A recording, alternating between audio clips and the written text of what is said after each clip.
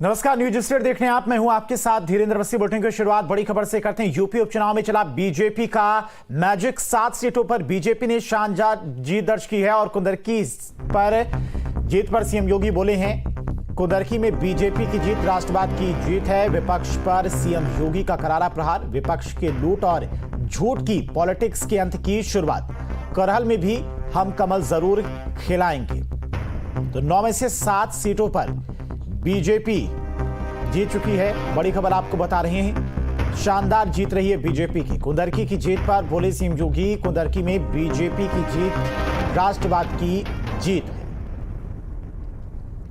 तो एक बार फिर से मुख्यमंत्री योगी आदित्यनाथ यूपी के लिए बहुत उपयोगी साबित हुए हैं। बटेंगे तो कटेंगे का नारा काफी कारगर रहा। मुझे उत्तर प्रदेश के उपचुनाव के बारे में मतदान के दिन से ही समाजवादी पार्टी जिस तरीके से नलगल्प लाप कर रही थी, जनता जनार्दन ने उसको कैसे जवाब दिया है। जो 9 विधानसभा सीटों पर उपचुनाव हुए हैं उनमें कुंदरकी भारतीय जनता पार्टी इस सीट को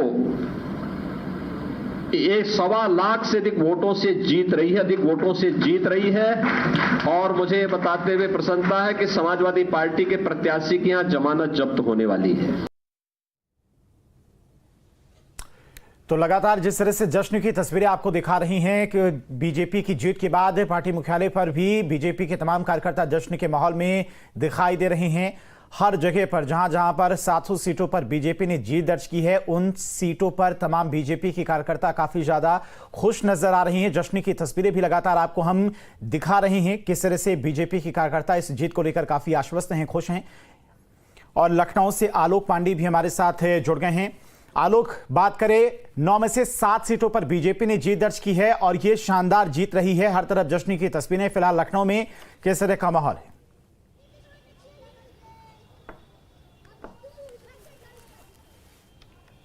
बिल्कुल, जिस तरीके से दूसरी जगहों पे हम भारतीय जनता पार्टी के जश्न की तस्वीरों को देख रहे हैं, वैसे ही भारतीय जनता पार्टी का जो यहाँ मुख्यालय है वहाँ पे भी उसी तरीके का जश्न मनाया गया है और मनाया भी जा रहा है। थोड़ी देर पहले ही मुख्यमंत्री यहाँ से निकले हैं, उनके बाद दोनों डिप्टी सीएम ब्रजेश पाठक और केशव प्रसाद मौर्य, उनके साथ कई मंत्री यहाँ से निकले हैं।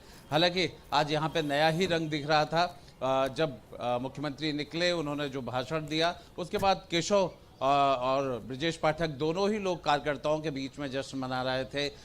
न सिर्फ भारतीय जनता पार्टी के झंडे को लेकर के वो लोगों के बीच में कार्यकर्ताओं के साथ खड़े थे, बल्कि आतिशबाजी हो रही थी और कार्यकर्ताओं से मिल रहे थे, एक दूसरे को बधाई दे रहे थे। काफ़ी देर तक ये कार्यक्रम यहाँ चलता रहा, सभी से मिलते हुए, और बाद में फिर वो सिक्योरिटी की अपनी फ्लीट के साथ अपने आवास चले गए। लेकिन कार्यकर्ता पहले भी भीड़ लगाकर खड़े थे यहाँ पे और अभी भी हैं। महानगर के जो नेता हैं वो, संगठन के पदाधिकारी, और ये लग नहीं रहा है कि सिर्फ 9 में से 7 सीटों पे भारतीय जनता पार्टी जीती है, बल्कि ऐसा लग रहा है जैसे कोई बहुत बड़ा आंकड़ा और बहुत बड़ा उपचुनाव की संख्या थी। लेकिन हाँ, ये मायने इसके बहुत बेहद राजनीतिक रूप से निकाले जा रहे हैं कि 7 सीटों का मतलब होता है कि बड़ी जीत। और जिस तरह से एक नैरेटिव हो रहा था कि बैकवर्ड जो है कहीं ना कहीं समाजवादी पार्टी के साथ चला गया है, और जिस तरह से पीडीए की बात हो रही थी, कम से कम वो सारी बातें इन 7 सीटों की जीत के साथ ही भारतीय जनता पार्टी